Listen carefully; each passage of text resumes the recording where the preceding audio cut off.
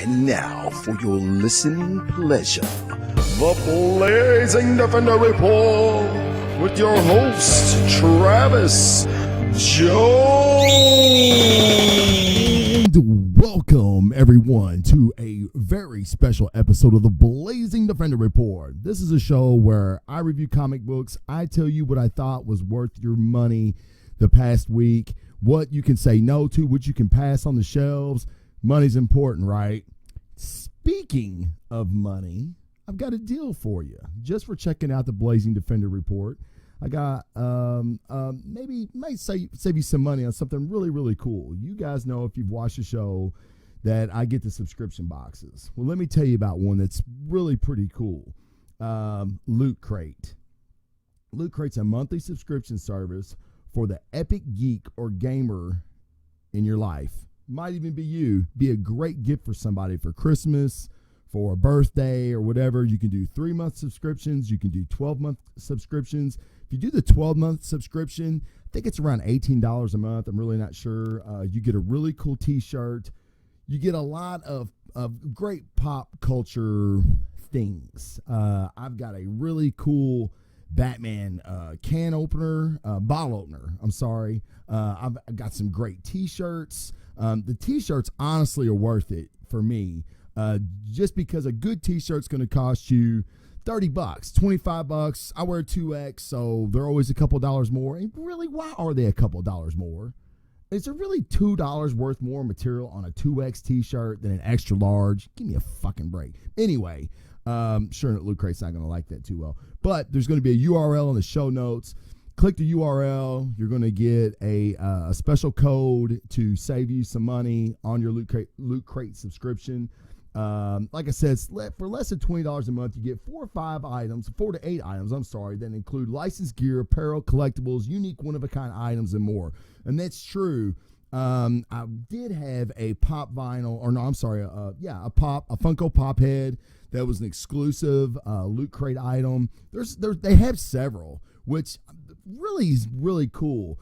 I had a watch. It was called a stealth watch, and it looked black. It was real thin, and then when you pressed it and you gave it a couple seconds, it did this little thing, and then the numbers popped up, the time popped up, and you're like, what the hell? I mean, it was a kind of a conversation piece. People really thought it was cool. It's actually a decent watch. It still works to this day, and I got it in an early Loot Crate subscription box. So very cool. Like I said, check it out. There'll be a promo code. I want to say the code is Giant Size Team Up, because we're on giantsizeteamup.com right now. Go to Blog Talk Radio. You'll find shows like mine, like From the Helicarrier, DC Universe on movies, Marvel on movies, just several different kinds of shows. Great shows. If you're a nerd, if you're a geek, it's a heroin den for you guys, man. Go there, get high on all this nerd shit. Leave the real drugs alone. Stay in school, kids. Okay, now, happy late Easter, I guess, to everybody. For all the Catholics who watch the show, for all you pagans, you probably have no idea what I'm fucking talking about. It's cool.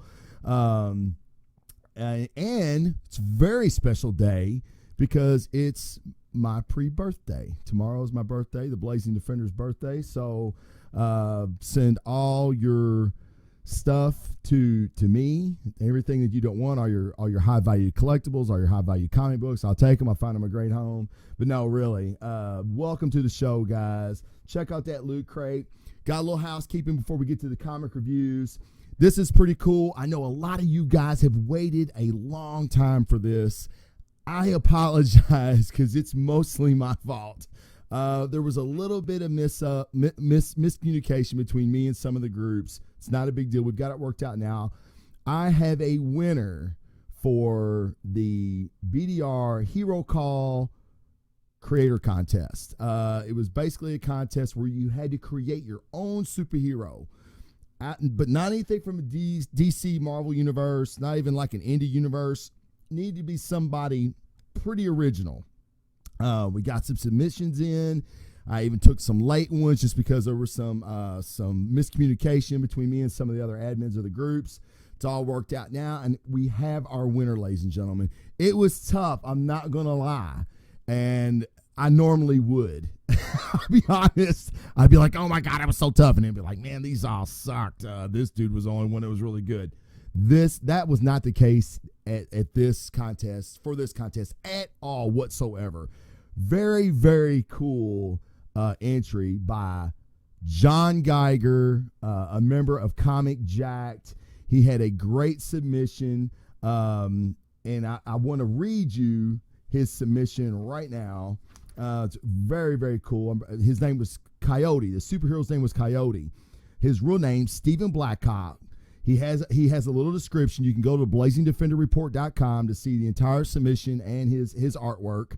Artwork was not a necessity, but me being the probably the least creative person you've ever met in your life, I need that visual. So John provided that. But that's not what he wanted. His description and his power set was really cool. Location, Salt Lake City, Utah. Job or title, he was a veterinarian. Origin of how he got his powers. During a rainstorm, Stephen Blackhawk ran off the road and found shelter in an old cave. He found the remains of a skeleton that was wearing an unusual pendant. When he touched it, energy shot through him and knocked him out. He was given visions of a shaman who told him he was a mighty warrior prophesied to come and defend the people from evil. When he awoke, he had powers he couldn't explain and decided to put them to use as the vigilante Coyote. Short explanation telling your story of powers. His agility, he has animal control, okay? Berserker strength.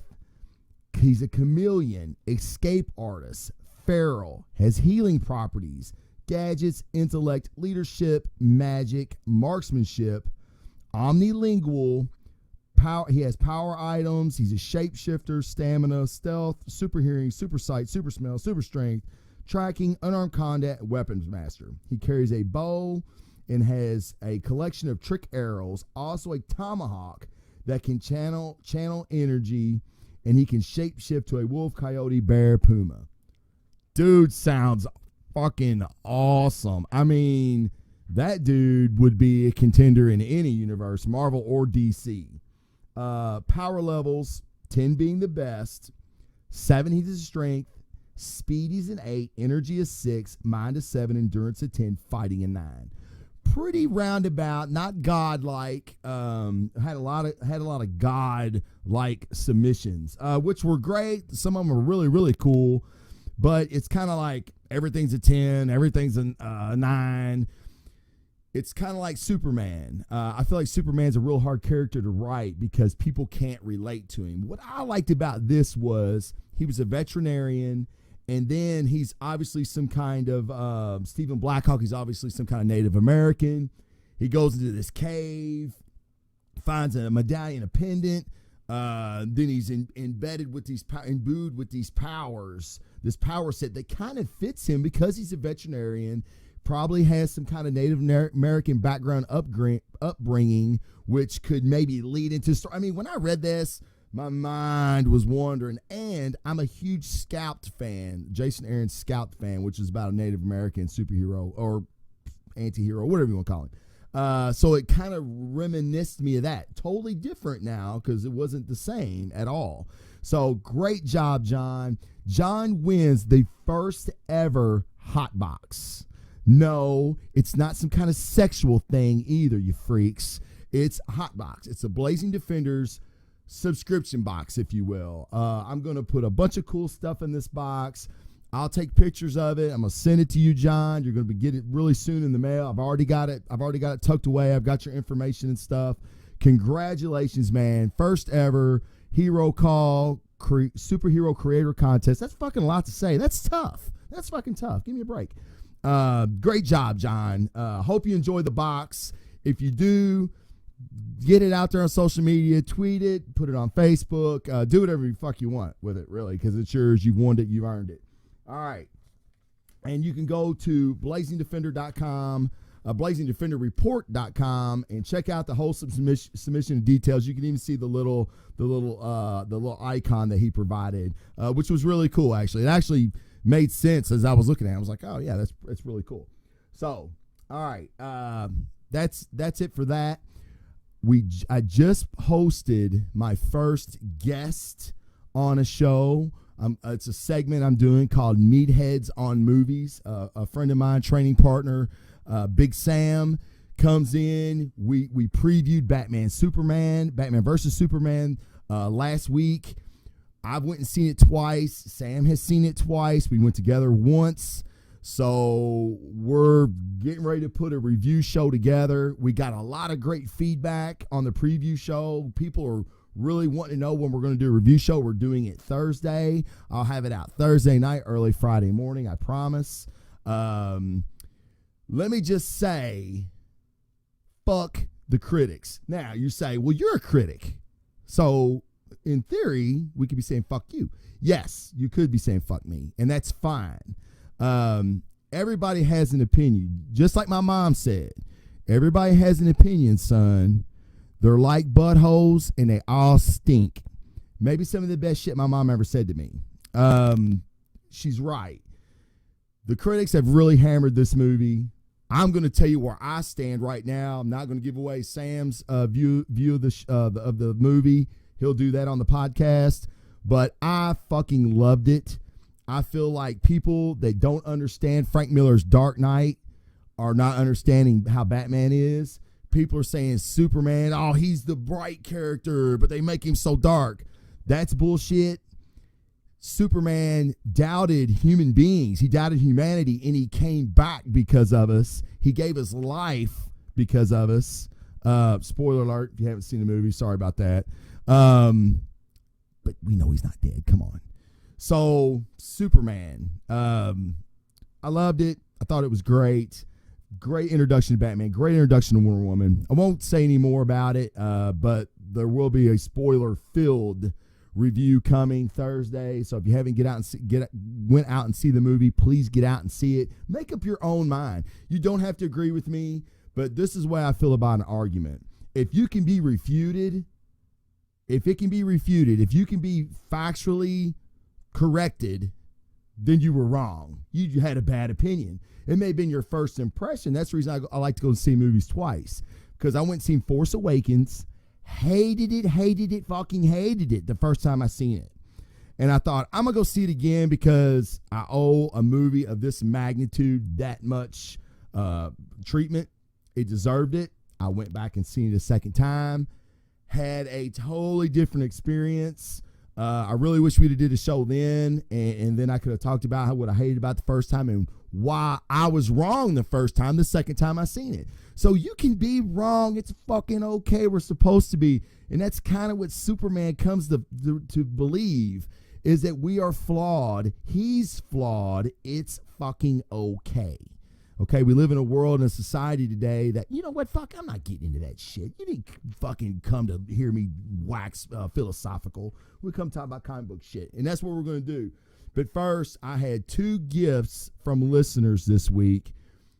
Fucking amazing. I have to give mad props to Jason Jones. He went to a Comic-Con. He's an avid listener of the show, and he got me this.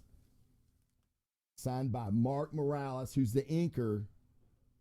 This is a Steve McNiven art piece from Fear Itself, if I'm not mistaken. There's let me see if I can get it. There it is. To Travis, the Blazing Defender, Mark Morales. Very cool, Jason. Thank you. He knows I'm a big Cat fan. Love Steve McNiven's artwork. I think it's fucking phenomenal. The inker, Mark Morales, phenomenal inker. Makes Stephen McNiven's art really pop. Thank you so much for that. That was awesome. And our very own, basically our founder of the Giant Size Team Up Network, the founder of From the Helicarrier podcast, Charles Mcfall, my podcast mentor. You may think that I suck now. Before I met him, I really sucked. So thank you, Charles.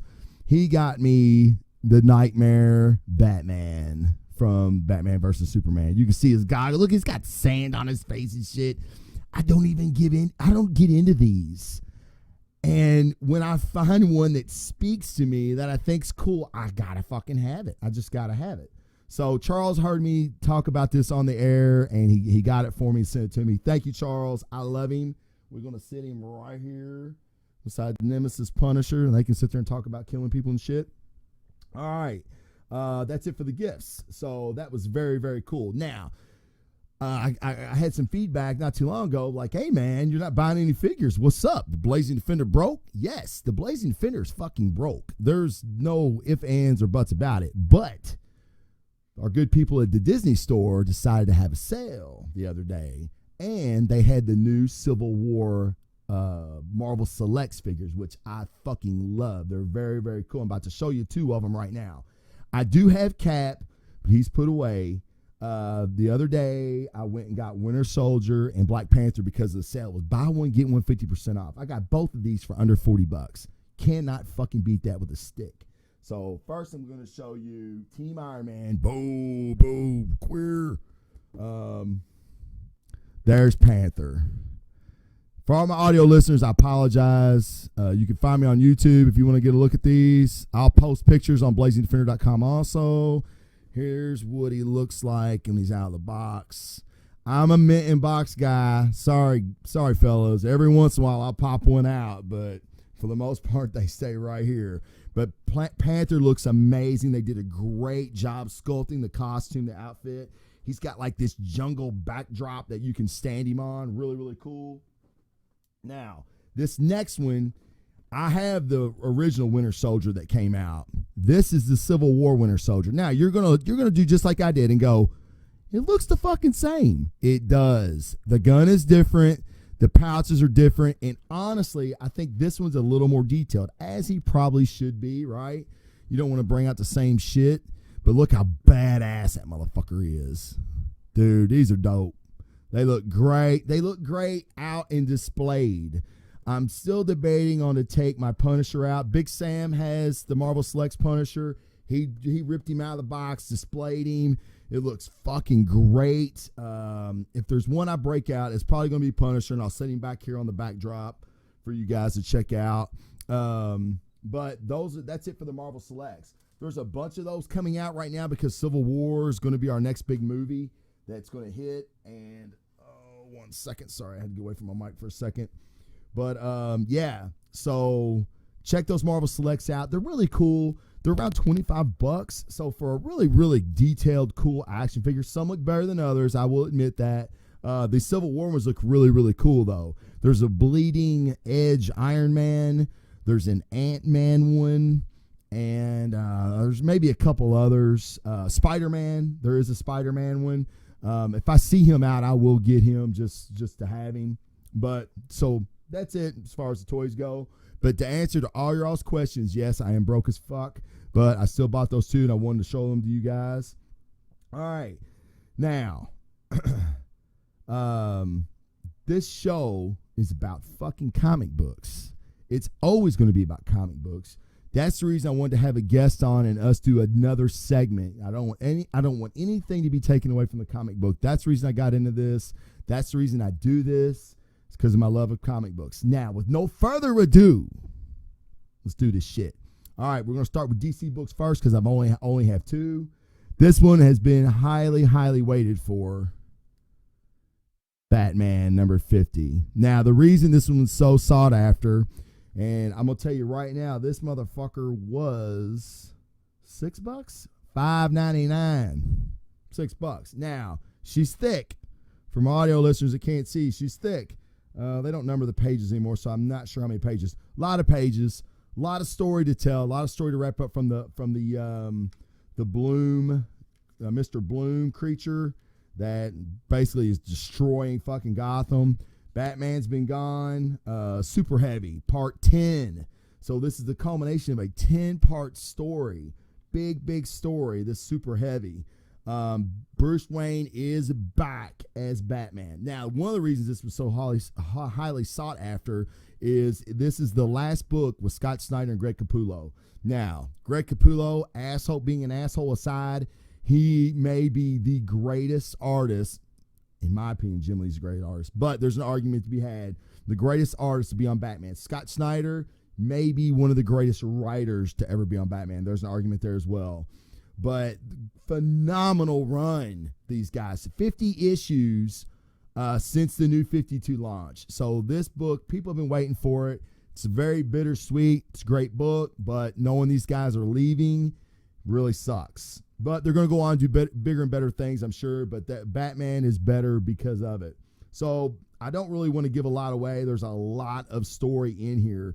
If you've been following it, Bloom, this Mr. Bloom, this new character, he's crazy, crazy powerful. He's got these seeds. He generates electricity. He can give seeds to other people, kind of make them his minions. Batman's finally had to come out of the woodwork. Bruce Wayne struggling with himself on whether he wanted to be Batman anymore. Gotham needs him. He comes back. Gordon was Batman for most of this story, this run, 9 parts of this run, basically. Gordon has basically hit the wall with Bloom. Bloom has kicked everybody's ass that he's came in contact with. The dude's almost unkillable. But we know Bruce. Bruce has always got a plan. So you've got the Robins in here, the making appearance. The bat armors that Gotham had that were deployed to fight Bloom. Bloom has turned their armors against Gotham. I mean, it's just getting worse and worse and worse. You have big hero moments by Commissioner Gordon, who you think's down and out, but Commissioner Gordon's never down and out. The guy's a fucking beast. He comes back to make a great moment, a hero moment. Batman has a bunch of tricks up his sleeve. I'm really happy to see Bruce back as the Batman. We've missed him. Gordon was great fill-in, but nobody replaces Batman. Batman gets some help this issue by some people that you wouldn't expect to get some help by. Some people you thought were bad ended up redeeming themselves, so to speak. But the art is fantastic. There's a great epilogue story with Gordon and Bruce kind of giving each other some shit, and it's really cool banter between these two. But like I said, a ton of story in here. I gave it a 7 out of 5. I know that IGN and everybody blew this book up 9.5. It's a perfect 10. No, it's not. It's some of it's convoluted. And even though it was 10 parts, I still feel like they rushed some of the subplots. That's the reason you shouldn't have a lot of subplots in comics. Because if you can't wrap it up, and they had fucking 10 issues, then it all feels rushed at the end. It's like, okay, one guy who is obviously, he's working for Bloom, we find out. We knew that Bloom had somebody inside the government. We find out who it is. And then, like, I don't know, he has a change of heart. Why would you have a change of heart now, dude? You're about to win. Your boy's about to win. So it just felt a little rushed to me. The art's great. The story's great. I'm not bashing it, but from what we've received from this team of Snyder and Capullo, maybe I expected too much. Maybe 7.5, motherfuckers. That's what it gets. Is it worth $6? If you've read the first 9 of Super Heavy, then yes, it is. It's definitely worth $6 because you got to finish the story. It's a good wrap up. It's a great welcome back, Bruce. Thank you, Commissioner Gordon issue. So now, next, my stinker of the week, Deathstroke. Now that is the Batman Superman cover. A lot of these books had variant covers with Batman, Superman, obviously, and Wonder Woman, of course. Some of them were bagged. DC, don't do that. Don't ever do that again. There was like 3 or 4 different covers you could get from the bagged edition. Like when I went to the comic stand, this was bagged, and it had like a generic, I forget what it had on, or maybe a Superman Batman symbol. I think that's what it was. So I'm like, what covers this? And my comic shop guy's like, we don't know. It could be one of 4 covers. Well, that sucks. And then they have this one to the side of it.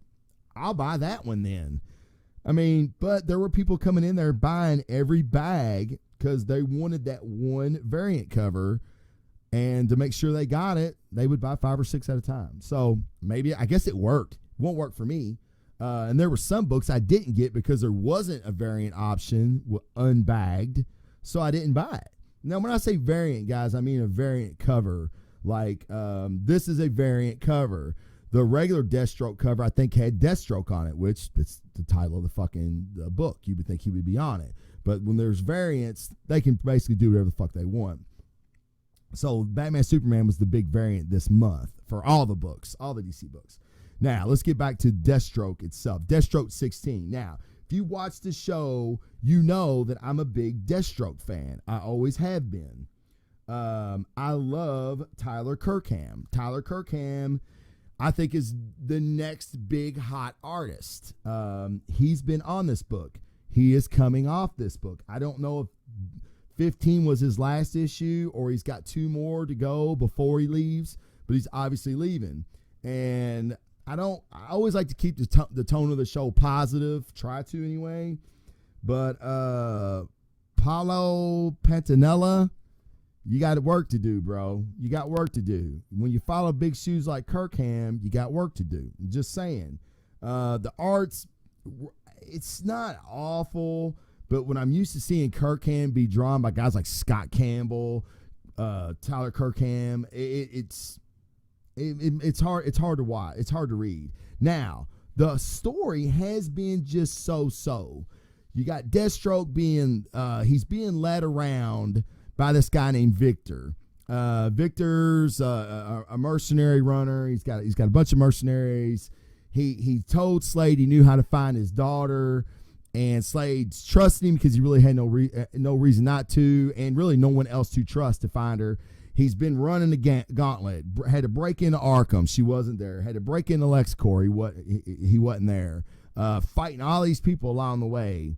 Slade has ran the gamut, and it's all because of a shadowy figure. What was the guy's name? Lawman. He's like this cowboy-looking dude with the skull face. He's new to me. I don't know if he's new to the DC Universe or not, but he's new to me. So finally, Slade finds out. And what's cool about this book is there's a fight with he and Red Hood, Deathstroke versus Red Hood. Red Hood was hired by a guy not to kill Slade, but just to rough him up a little bit. Now, like I said, Slade's been roughed up this whole storyline. Now Red Hood's messing him up. Well, then Red Hood finds out what's going on. Red Hood don't like to be played either, okay? So finally, we get to the end. The Judases are revealed, and at the end of the book, his search for Rose has ended, but I don't think it ended like he thought it would. He finds out that Lawman has been behind all this.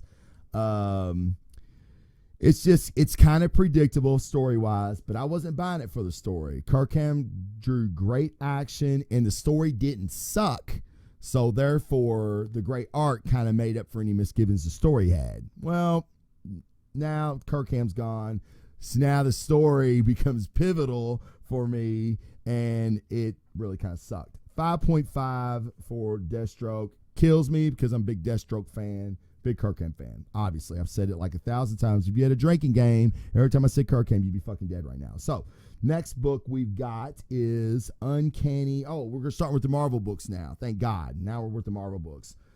We're starting with Uncanny X-Men number 4. Now, I know what you're saying. Motherfucker, that ain't new. You're right. It's not new. But I recently, my weeks were being a little light. And I say a little light, I'm like, 40 or 50 bucks. Don't say nothing to my wife. So I love Greg Land. I love him. I know some people don't. Jay Leaston is a Louisville guy. He's the inker for Land on a lot of Land's books.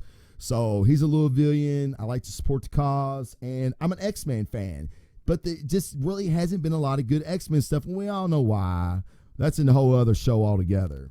But this Uncanny X-Men series has been really good. I got the first one. I was like, ooh, I like it. Got the second one. I was like, ooh, I like it too. So now I'm on the 4th issue. It's cool as shit. And like Greg Land and Frank Cho, which I have a book of his to review today too, draw the hottest chicks. Lands are more movie star beautiful. It's like every chick he draws. Now, granted, they do all kind of look alike. I know what the detractors are going to say, but with the hairstyles he gives them and their body types, they're all different enough for me, and they all still look fucking great. So, let's see. Mystique. This is a great opening scene between Mystique, who's leading the Hellfire Club right now, and Phantom X. Phantom X being a cool, suave dude that he is. This chick comes up, kind of rapping to him a little bit. Phantom X ain't being played a bit. He plays into it, but he knows the whole time it's Mystique. So basically, Phantom X is like, look, I'm here to do a job. And Mystique's like, I know, and I'm helping you. This is all you're getting. So that's a whole other storyline. But now what we've got is the Dark Riders. Magneto and them have tracked the Dark Riders who are going around and killing mutant healers. Okay? They've got a plan in store. They're not really anti-mutant because there's a mutant among them. It's basically survival of the fittest type of deal. So, and these are Inhumans, all right? That's kind of revealed in this issue also. So you've got Magneto. He's talking to the healer that they just saved. I can't remember his name. Triage.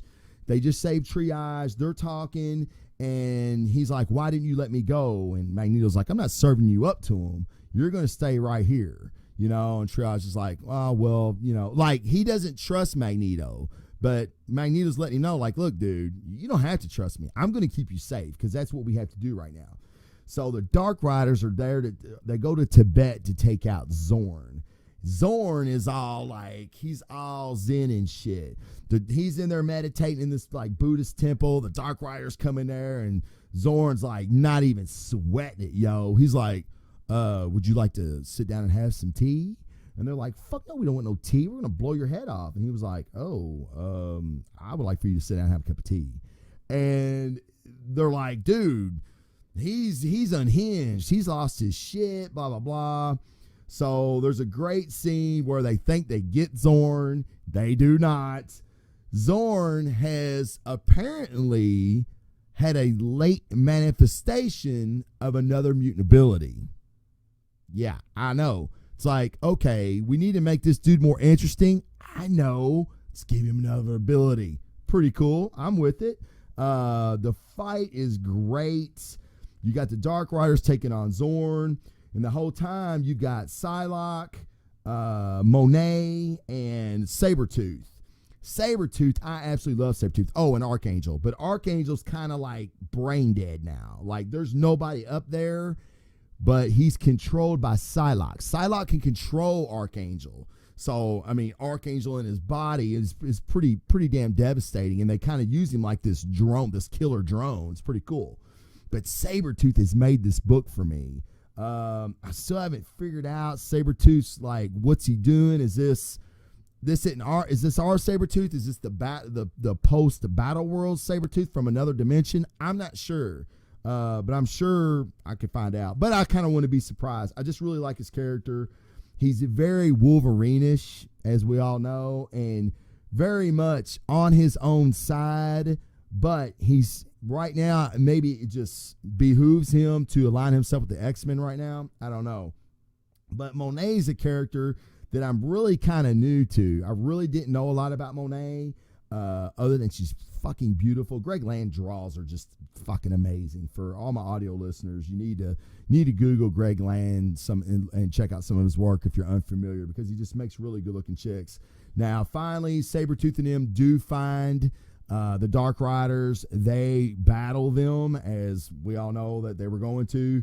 Monet is very upset about the death of one of the healers that she was close with. I assume they had some kind of past relationship where they were friends, lovers. I don't know, but she's going buck nuts on them. Psylocke is a handful, and then the Dark Riders have I don't know if he's a sentient AI or what he is, but he's called Hardwire. And Psylocke is bringing Archangel into the fray now, and Hardwire looks at him and goes, "Look at him.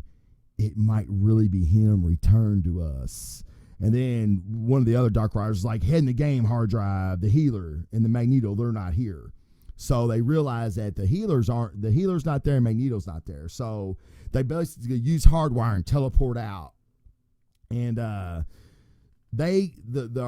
X-Men get trapped there, and because they brought the building down to keep them from following them, because the Dark Riders have a beat on the healer and Magneto, and Magneto is just like, he was waiting. Magneto in the beginning of the book when he's talking to Triage, they're just like out in this area, and they're just kind of waiting, and it's Psylocke reaches out to Magneto and be like, "Hey, the Dark Riders have teleported out. They know where you're at. They're coming for you. The Dark Riders are coming for you. And Magneto's like, yes. And at the end, he says, I know.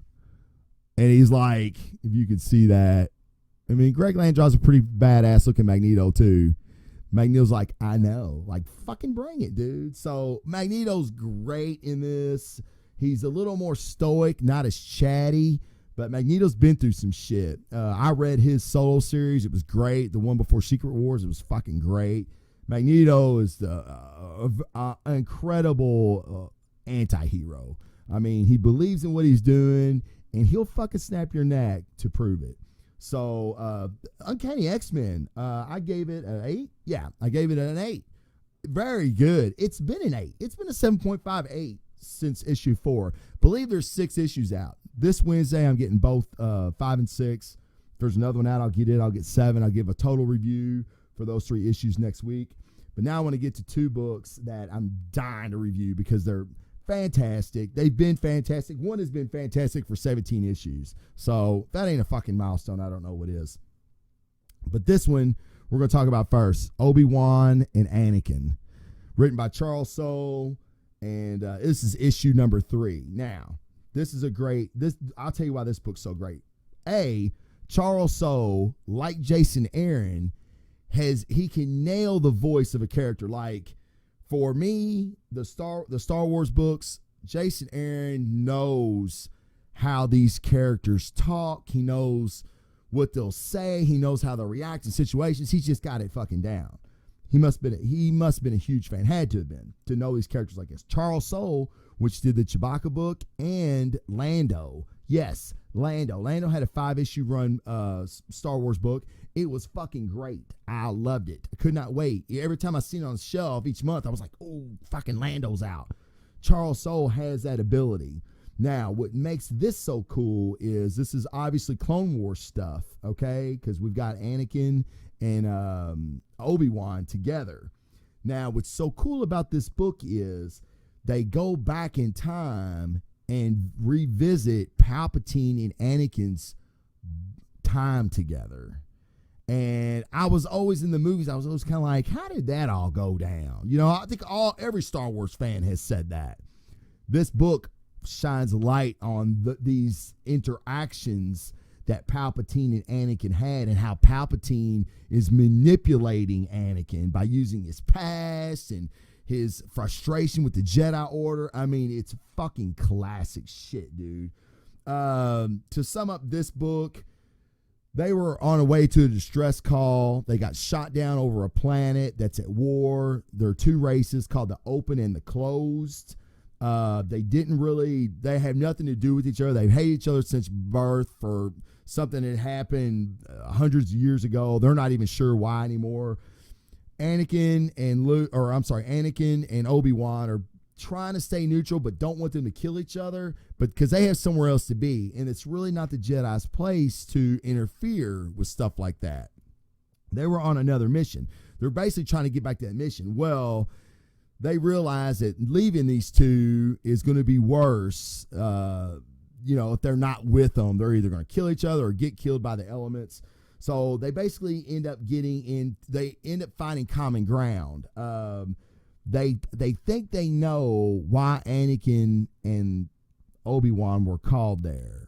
And that's still a mystery. So the Close and Open, who've been enemies for hundreds of years, all of a sudden they're best buddies. And they're like, yeah, you guys, we'll get you to where you need to go. So something's up with that. We haven't figured that out yet. So anyway, the scene I was talking about with Palpatine and Anakin. Anakin's a Padawan, of course. Palpatine asked for Anakin for a little bit. The Jedi Order doesn't say no to the Chancellor, so he takes him to a bar, like a really racy, bad bar, where he says anybody can get anything. And Anakin's like, why don't you just shut it down? And Palpatine's like, because there's a lot of senators that come here. And, Anakin's like, what do you mean? So he starts talking about the senator that basically takes money from his district that he's supposed to represent. He gambles it away and everything, but he's such a smooth talker. He gets other senators and everything to do like he can get them all together to agree on things. And Palpatine's like, that's a hard guy to get rid of because he's made so many friends. Now he's over playing Baccarat or I forget what the game is that they play with the dice, but so he's sitting there telling him that if he lost big enough, people would start to call in his accounts and he would make more enemies than he has friends, and maybe then he could get him out of the Senate. So, Palpatine's sitting there telling Anakin all this while this guy's rolling, and he rolls and he's got this huge pound of money because he's on a streak, right? So he basically lets it all ride. He throws his dice, comes up craps or whatever it is. They say, sorry, Senator, this wasn't your roll. And he loses all of it. Now, Palpatine just starts laughing. And one of the senator comes over with this big bodyguard. He's like, what do you think's so funny? And he's like, the bodyguard's like, the senator asked you a question. Palpatine's got his hood up. Okay, him and Anakin both. They're like, we can't be seen here. So Anakin goes to grab his lightsaber, and Palpatine's like, no, Anakin, not here. He said, my son just told me a joke. I'm laughed, nothing more. Now, if you release me, we are done here. Actually, we're just about to leave. And the senator's like, yeah, see you do. Now, I don't know if Palpatine used a Jedi mind trick on him or what. So as they're leaving, Palpatine asked Anakin, he's like, with the Force, you can move things, right? And Anakin's like, yes. He goes, are you good at it? And Anakin's like, I'm the best at the Jedi Temple. He said, there's Padawans older than me. Or he said, I'm better at some masters. And then he said, could you use these abilities to move a cube, perchance? And that was up they were throwing. They call them cubes. And Anakin didn't say anything, and you just see Palpatine smile like he's getting his hooks in him. So, all right, then, that was the scene. It's just a small scene. It's 4 or 5 pages. I basically told you the whole fucking thing. So the next thing you have, the Zeppelin that they're in is attacked by these creatures. So they're trying to fight off these creatures. Well, then this Mother Pran and this other girl who's kind of been flirting with Anakin, they basically screw Anakin. Now, I don't want to tell you what they do, and I don't mean literally, because that would be a different kind of book. That would be like some kind of Max title or something. I would buy that too. But yeah, their little scheme, their machination that they've been playing since Anakin and Obi Wan arrived, it's coming to fruition now. So very, very excited for the next issue of this. This book has been great. It's only in its 3rd issue, so get out and get it. Next issue, Star Wars 17. Now, Lienthal Yu is the artist on this book, and when he came on this book, I was a little disappointed. We had such great artwork. I believe it was McNiven that was on this, and then they took him off and put Lienthal Yu on it. Now, his art, he's really toned it down, and I think he's just getting better, to be honest. So the art has not distracted me at all. It's actually been pretty cool because this is kind of like a prison scene, and it needs to be a little bit darker, a little heavier on the black. I think he does that great. But last issue, Dr. Offer was captured by Leia and Sana Solo. Yes, I said Sana Solo. Go check out the other issues, guys. So she's being. I thought she was being broke out by Vader. Come to find out, that is not what they're there to do. This is somebody, and I know who this is. I know who this strange man is in the mask that has sent these droids in. They broke into this prison that was supposedly unfindable. It's by a sun, and it's just crazy. Not even a lot of rebels know about it. That's what was the giveaway on who this guy is. If you read the Star Wars Annual, which was amazing, you'll know who this guy is. This guy's badass. And evidently, what the events that mission led him on in the Annual has led to him coming to this. He wasn't there to break any prisoners out. He was there to put them down. So his droids are just massacring prisoners in their cell. The whole time, Sana and Leia are like, what the hell do we do? They've got one option. and that's to break out Dr. Aphra. They got to stick together. So the chick that they imprisoned is broke out. Now, we know from last issue, Dr. Aphra and Sana Solo, they have a history. Leia does not know about this history. So, man, this book is great. And like I said, I don't want to give it a lot of it away. There's great interaction between this masked man and Leia, and he lets them know that you're going to lose this war with the Empire because you're not ruthless enough. They don't take prisoners. We shouldn't take prisoners. I know. I've seen it. This is how we win. So, and I'm sure Leia just hasn't had time to figure it out yet. But great book. There's a great scene with Luke and Han. Han lost. They were transporting rebel goods, rebel supplies. Han thought it would be cool to bet them all so they could double their supplies in Sabak. He loses. So now they're trying to get the money back so they can rebuy the supplies that they lost. And it's Luke, Han, and Chewie at the I mean, this, as dark as the prison stuff is, that's this lighthearted thing. And then Luke goes and gets a guy that wants these things smuggled. And he's like, everybody else has turned me down when they find out the cargo. And Luke's like, well, I'm not going to turn you down. And then Han finds out what the cargo is. And it's funny. It's great banter between these two guys. I mean, this is the movies, guys. I'm telling you, if you buy one book a month, it should be Star Wars. I'm a superhero guy. I'm a Star Wars fan. But I'm telling you, Star Wars is good every month, if not fucking fantastic. What'd I give Star Wars here? I gave it an 8. Rereading it just now, I would maybe go 8.59. I mean, it's 8.59 every week. But I gave it an 8.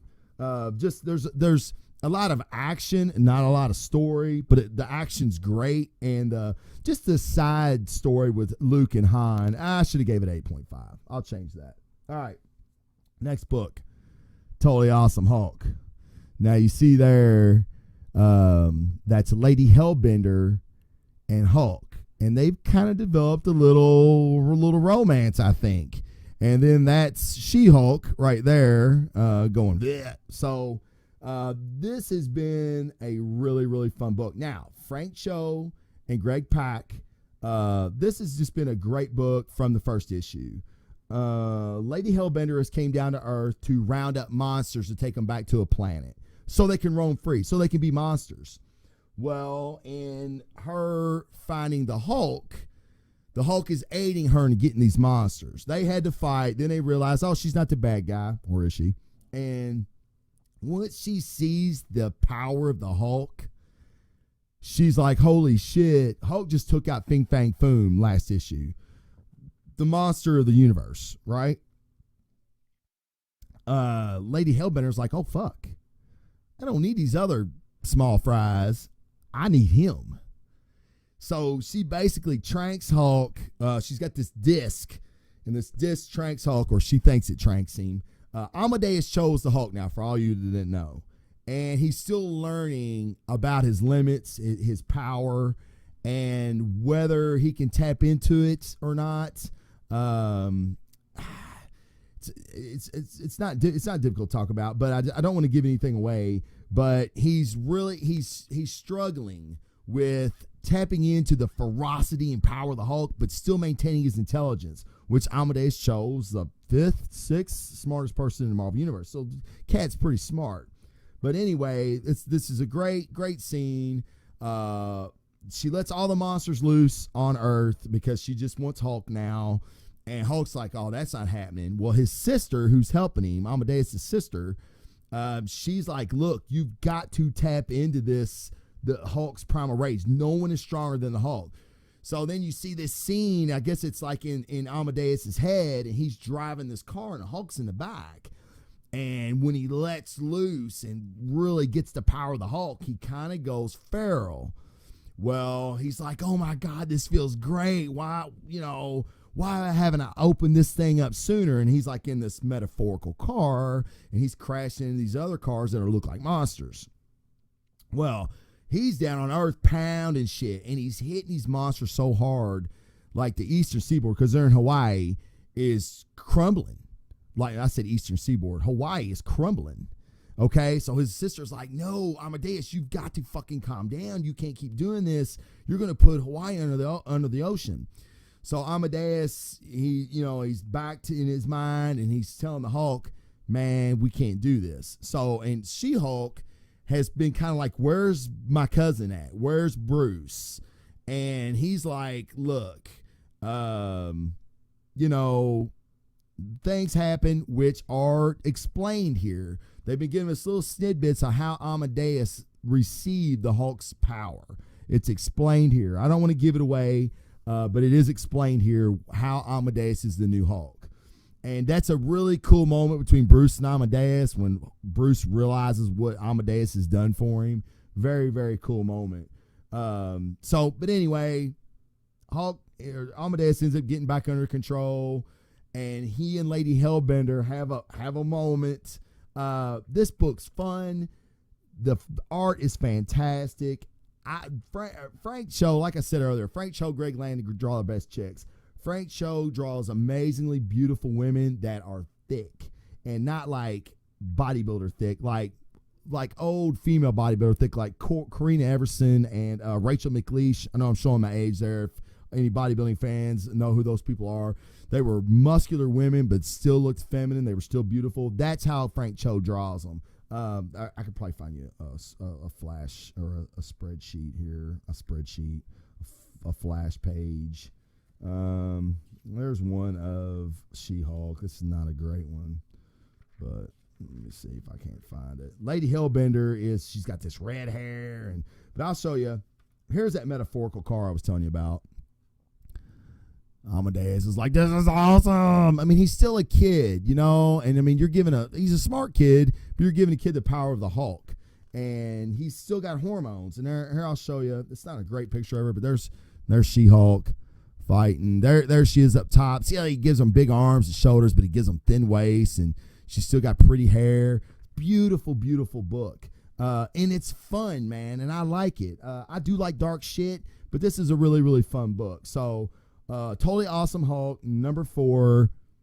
I gave it a 8. That's good for that. 8 was really, really good for that book. So, great book.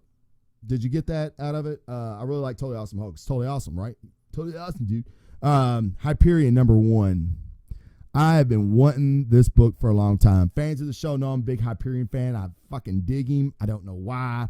Wish he had the beard back when he was rocking the L with Thor back in, it wasn't Secret Wars. It was the one before that, Infinity, when they fought the Thanos and the Black Order and them. I loved it when he had the beard. Didn't have the beard anymore. And he's actually out driving a truck now. If you're reading Squadron Supreme, which you should be because it's fucking amazing, Hyperion has a diner experience, a diner, cafe, diner thing with a truck driver. And the truck driver's like, hey, man, you want to learn who you are? You want to see the world? Become a truck driver. So I didn't think Hyperion took him literally at that moment, but he did. So he goes and buys him a fucking truck. And ends up picking up a girl that needs a ride. He didn't really pick her up. She basically bawled and said, I know who this guy is. He can help me. So she knew who he was. And as they're driving on the truck, they have some encounters. Hyperion's doing a really good job of acting just like a regular old truck driver. She starts to doubt it. Well, then when her family, who are powered, I have no idea who this chick is. I have no idea who this family is. There's some type of circus. And she calls them circus freaks, and then that's basically what they are. They're circus freaks with abilities. They're metas with abilities. I don't know if they're mutants or what, but they come for her. So basically, she's like, look, dude, you've got to do something. And Mark still waits to the last minute to show that he is Hyperion, which is basically a Superman, an all-powerful Superman type character. I'm a big Hyperion fan. I was really, really disappointed in this. The art is really kind of hard on my eyes. I'm a big art fan, and the art just wasn't good. And the story was okay. I get it's a first story, but you really need to kind of grab me with it. I don't know anything about this chick, and for people that don't know Hyperion, it's kind of a tough first issue. First issue Hyperion, you need to grab the readers. And me being a Hyperion fan, I was cool with it, but other people may not be. I gave it a 6.5, maybe a 7 at the most. It's got potential. I will say that it's got potential. Now, you know my rule, 3 issues. I give a new series 3 issues. Let's get it going. All right. This issue had some action toward the end. Hyperion's full-blown Hyperion at the end of this. So let's see some ass kicking. Let's see some story evolve. You got 2 more issues. So now my next book, my highest ranked book of the week, Jacked. This has been an incredible journey of a middle-aged guy. Thanks Seth Rogen. When they make this into a movie, you heard it here first on BDR. I've seen nothing on the internet. I've seen nothing tweeted about this even being thought about as a movie. Needs to be a movie. Okay? Thanks Seth Rogen, middle-aged guy. He's fat. He's out of shape. His kid really doesn't respect him. His wife really didn't respect him. He punted outside his coverage when he got his wife. She's pretty hot, even for an older chick. But he's constantly on the internet. He's jacking off all the time and shit, you know. Basically a middle-aged guy. It's okay. I'm middle-aged. I think I'm out of middle age now. But anyway, I digress, literally. So this guy has found a pill on the internet that gives him abilities. His brother talked him into it to get something. He thought he was buying a nootropic. He ended up getting something that made him extraordinary. Super speed, super strength, healing, big long erections evidently. But what they do is they, at the beginning when he first takes them, they make him hallucinate a tad bit. Well, a couple issues ago, he ended up finding the creator Jacked. That guy was some kind of meth dude that said, dude, there's nothing in it. There's no active ingredient, but this, and it's just to give you a little buzz. But come to find out, this certain chemical concoction actually works with this guy's DNA, this guy's biology, and it gives him super abilities. So he's befriended a woman that lived near him. She was dating a drug dealer. He beat her. He got involved. He was trying to hide it from his family, blah, blah, blah. This is the issue where he basically goes to take those motherfuckers out because he's afraid they're going to come back and hurt his family. Well, this drug dealer, the guy that created Jacked for him, this meth head, gave him some more, but it was not as good as his last stuff, and it's really making him hallucinate like the entire time. So it's really kind of hard to describe this book because it's kind of like a trip. Like the girl that he's with, the one that he's helping, she's actually helping him like waste some of these guys. He's viewing her every time he looks at her, she's Fire Girl. And he's like, thanks for helping me, Fire Girl. And she's like, what the fuck? What do you mean, Fire Girl? But he's looking at her and seeing fire. Well, then he has he has a moment where he's talking to his hemorrhoid. I know. Just stay with me on this. He's talking to his hemorrhoid, and his hemorrhoid's like, you're a fucking loser. You've always been a fucking loser, blah, blah, blah. And he's like, no, I'm not a goddamn loser. I'm not. Well, these faces were actually dudes that were shooting at him, and it's a trip, man. It's like a dude on acid, but yet he's kicking ass at the same time because he didn't know any better. So then, man, this book is a fucking trip, man. I don't know what else to say about it. It's good. The action's great. The art's really cool. It's violent, very, very violent, which I think would be a fucking fantastic rated R movie with Seth Rogen because the guy's funny and he's relatable and he has these abilities. He really don't know how to use them, but he spent his whole life wanting to be extraordinary, be a superhero. Well, this drug is telling him you got to get to the home theater. Get to the home theater and all will be revealed. So when he gets to the home theater, he's there. He's looking at himself in the home theater and he's like, what the fuck is this? And basically the dude's like, I'm you, stupid. And you spent your whole life wanting to be super How about just trying to be good? We all just try to be good. If you're trying to be good, you end up being super, because that's what a superhero would do. So he kind of has, in this drug-idled craze, he has this epiphany. And the whole way for him to get to the home theater room was so he could have this self-realization moment about himself. It's fucking crazy, man. But does it sound cool? That sounds cool. And trust me, I did a horrible job of explaining it just now. So read this. I gave it a 9. They've all been 9s in my book. They've been great fucking books. This is 5 out of 6. So there's only 6 issues, man. Fucking get that shit. It's amazing. It's a great book. What got me turned on to it was Eric Kripke, who is the creator of Supernatural, which I love. Supernatural. Sam and Dean are my fucking boys. Love that show. When I heard he was getting into comic books, I'm like, oh, that's a must buy for me. And I've not been disappointed. And I tell you, I don't know if Eric, if you're watching the show, so no, you fucking ain't. If you had Seth Rogen in mind for this, you got to fucking tell me, because I read this and it screams Seth Rogen. His humor, his build, his relatability. I think it would just be a great fit. But that's a great book. Very high marks. It's a 9. And guys, please check me out on Blog Talk Radio. We're going to put up several episodes. Hopefully those will be done in the next couple days. Mike, make that happen for me, please, sir. You're great. I love you. Visit the giantsizeteamup.com. There's all kinds of shows that deal with DC TV movies, Marvel TV movies, video games. There's a Breaking the Panel where they just kind of go over all the ins and outs of what's going on in geekdom. You're going to find a show that you want, people. I promise you. And please tune into blazingdefenderreport.com on Blog Talk or on my website. Check out my YouTube channel. I've got the Superman Batman review. You're not going to want to miss this, especially if you've been hearing all these bad reviews. I'm telling you, I think I can refute every bad review I've read. And we'll get into all that. And I'm not even going to tell you what Sam thought about the movie, because we may have different opinions. And we actually do have different opinions on some things. We agree on others. It's going to be a great show. So please check that out. It's called Meatheads on Movies. You're going to want to see it. Guys, with that, if you made it this far, an hour and 2 minutes into it, thank you very much. I appreciate it. Thank you for making me a part of your week.